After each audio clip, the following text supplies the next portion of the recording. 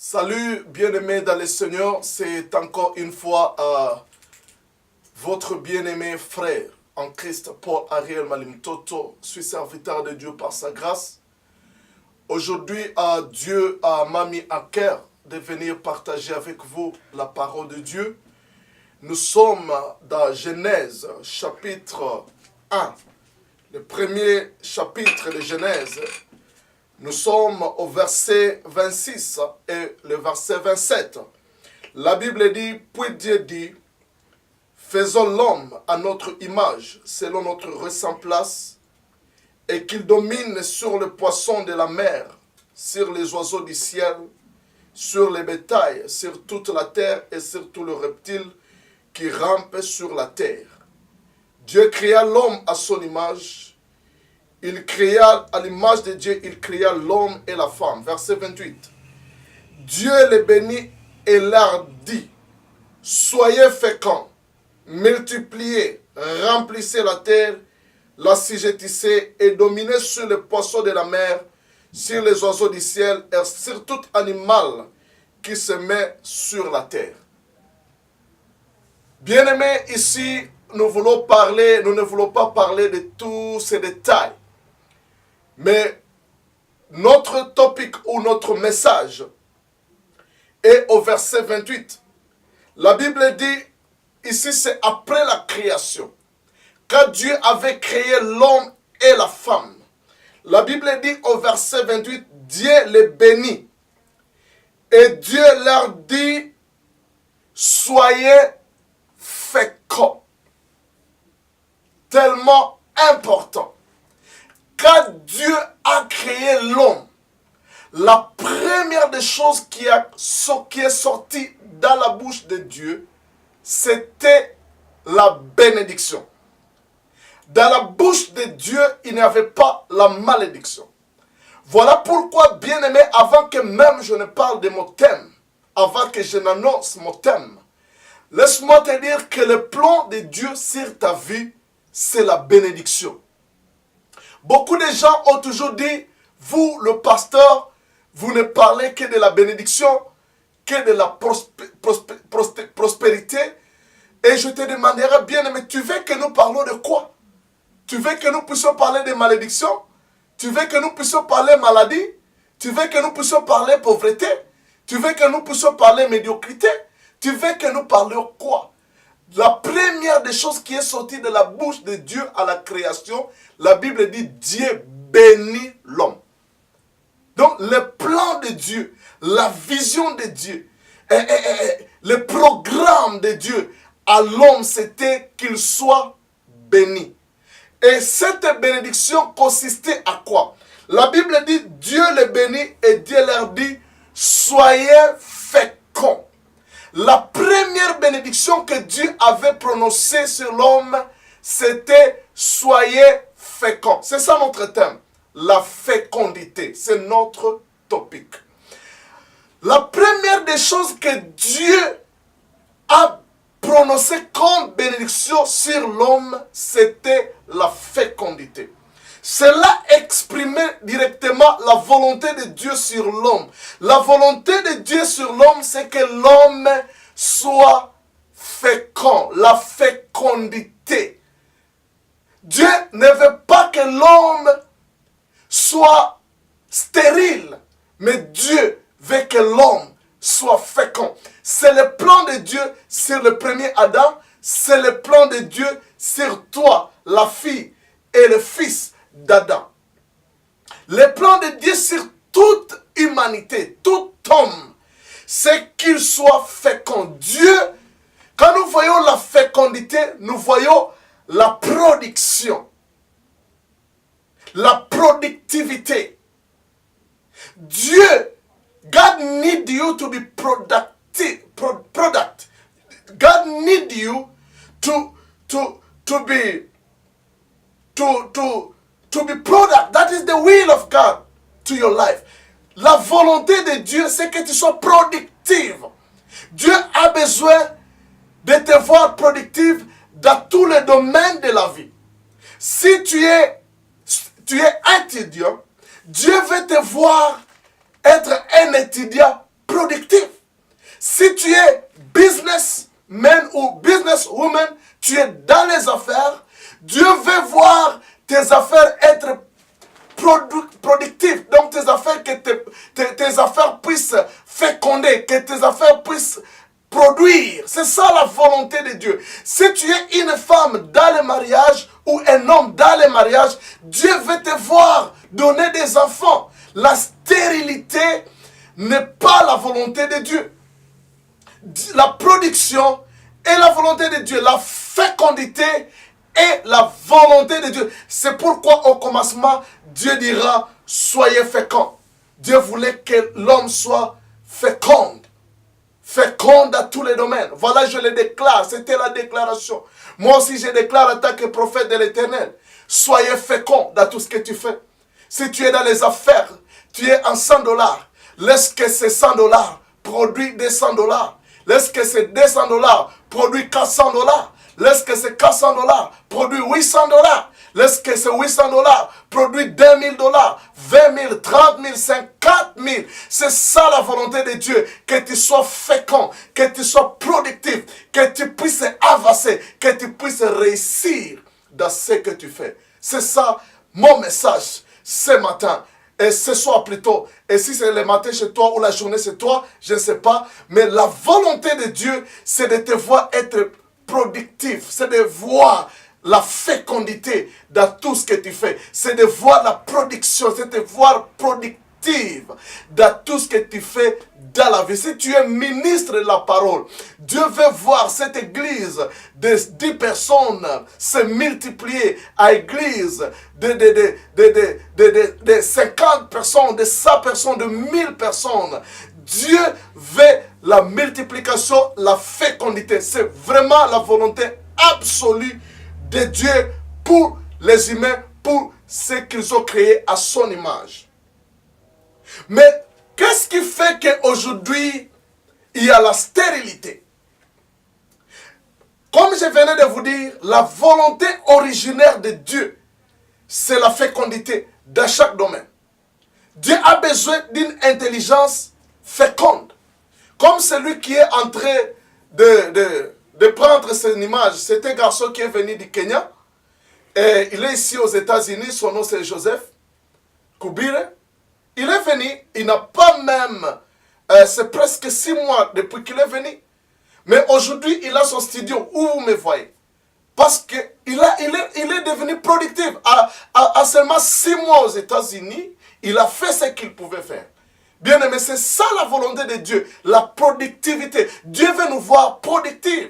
Il a fait un studio dans un pays, un grand pays comme les États-Unis, un Congolais qui a transité au Kenya jusqu'ici aux États-Unis à 6 mois, il peut faire toutes ces choses.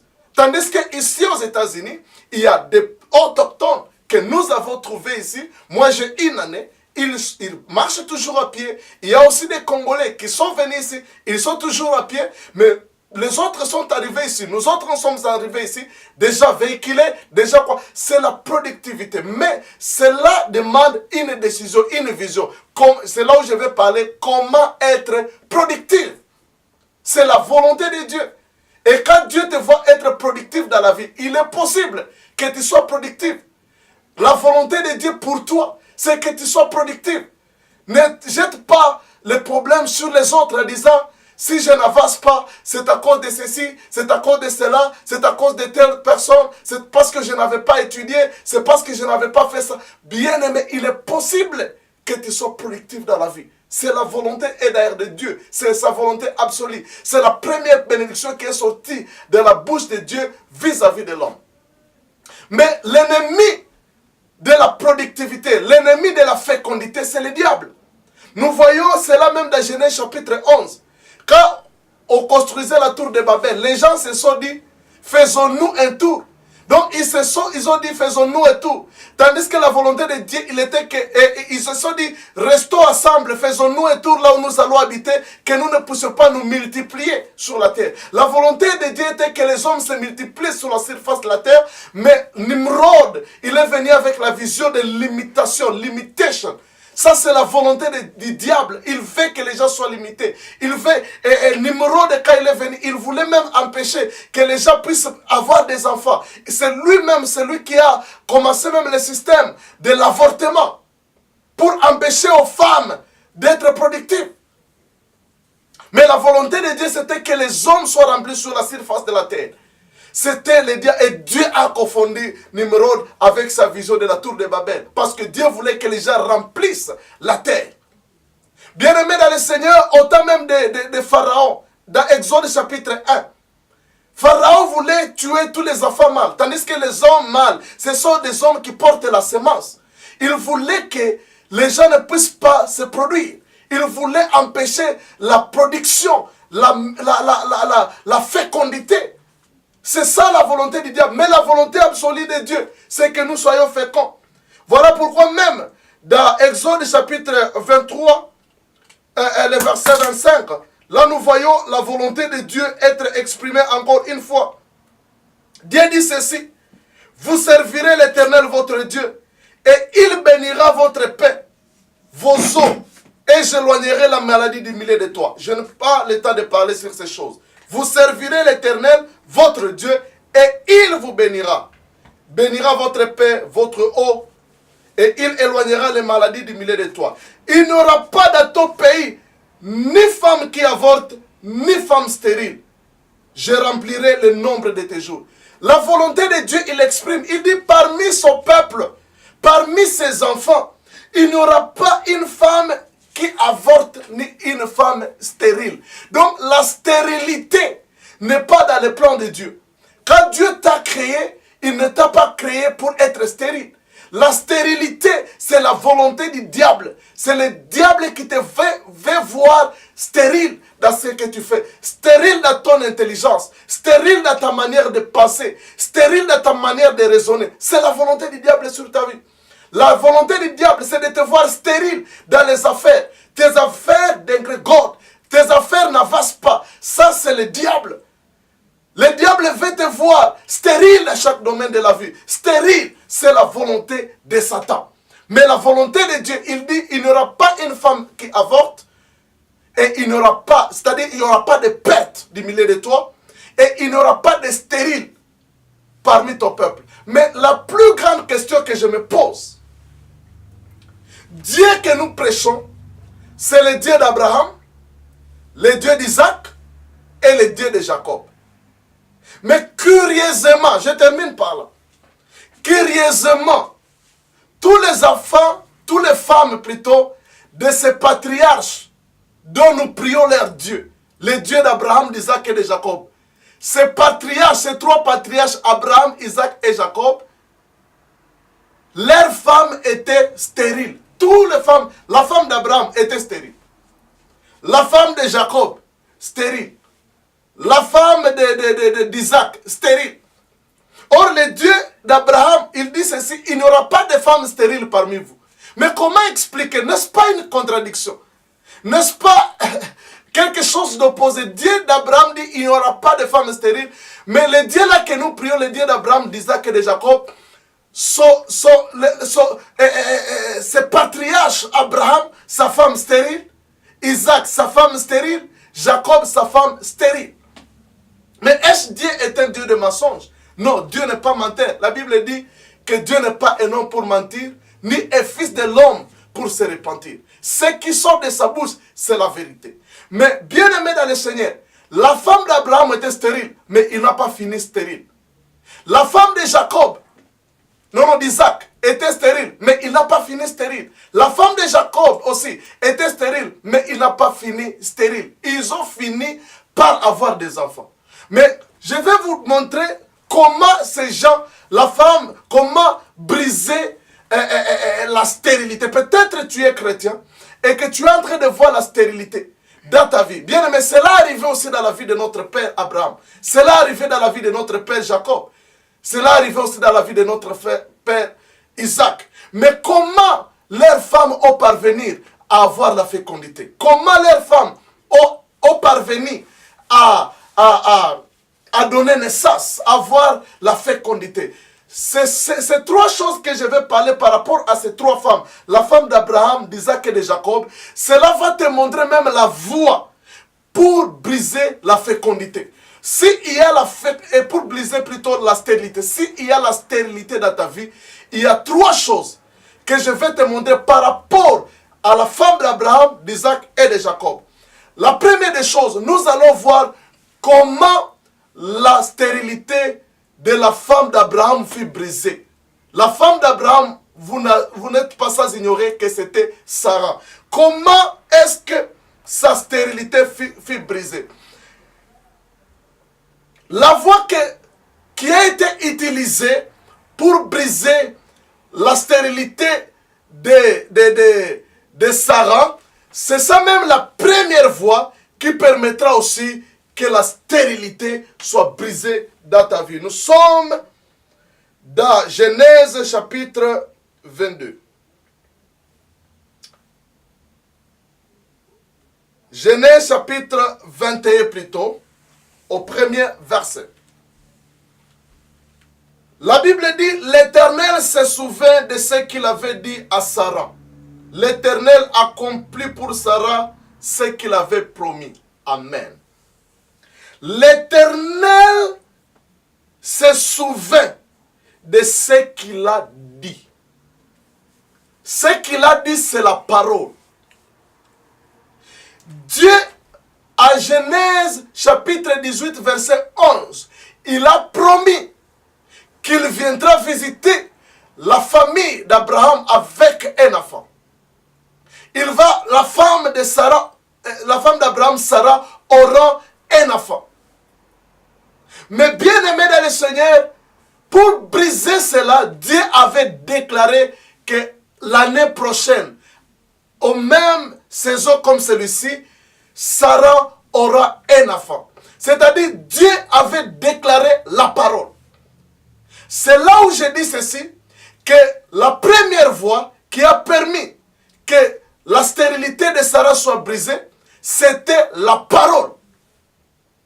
C'est la parole sortie de la bouche de Dieu qui a brisé la stérilité de Sarah. La Bible dit, l'Éternel se souvint de ce qu'il avait dit à Sarah, et l'Éternel accomplit pour Sarah ce qu'il avait promis. Sarah devint enceinte et elle enfanta un fils à Abraham dans sa vieillesse au temps fixé dont Dieu lui avait parlé. Ce qui a fait que Dieu puisse mettre cette femme productive, c'était la parole. Bien-aimé, pour que ta stérilité prenne fin, c'est au moyen de la parole de Dieu. Il faut recevoir la parole de Dieu. Parce que la parole de Dieu est créative. Souvenez-vous que toutes choses ont été créées par la parole. Hébreux chapitre 11 verset 3 dit ceci. C'est par la foi que nous croyons que cet univers a été formé, a été créé par la parole. Toutes les choses, selon Jean chapitre 1, verset 1 à 3, nous montrent qu'elles ont été créées par la parole. Bien-aimé dans le Seigneur, si tu veux briser la stérilité dans ta vie, la première des choses, c'est par la parole. Comment tu vas faire fonctionner la parole? Prends la parole de Dieu. Confesse la parole de Dieu dans ta situation. Si tu es malade, ne dis pas que tu es malade. Dis ceci, par tes meurtrissures, Jésus, j'ai été guéri. Et tu déclares à cette maladie que je ne suis pas malade. Je suis guéri parce que la parole de Dieu dit que je suis guéri. Si tu es dans une situation quelconque, localise la parole de Dieu par rapport à cette situation et déclare à haute voix cette parole. La Bible dit que la mort et la vie est au pouvoir de la langue. Ce qui sort de ta bouche, c'est ce qui arrivera dans ta vie. Pour que la stérilité de Sarah soit brisée, c'était au moyen de la parole. Bien-aimé, pour que ta vie change, il faut que tu entres en contact avec la parole. Il faut que tu découvres la vérité de la parole. Il faut que tu déclares la parole. Il faut que tu confesses la parole de Dieu. Souvenez-vous des ossements desséchés dans Ézéchiel chapitre 37. Ils étaient là. Mais il a fallu qu'Ézéchiel parle, qu'il prophétise aux eaux afin que les eaux puissent revenir à la vie. Bien-aimé, quelle que soit la situation de ta vie, la parole est capable de ramener à la vie tout ce qui est mort. Comme Ézéchiel, dans le chapitre 37 d'Ézéchiel, il a confessé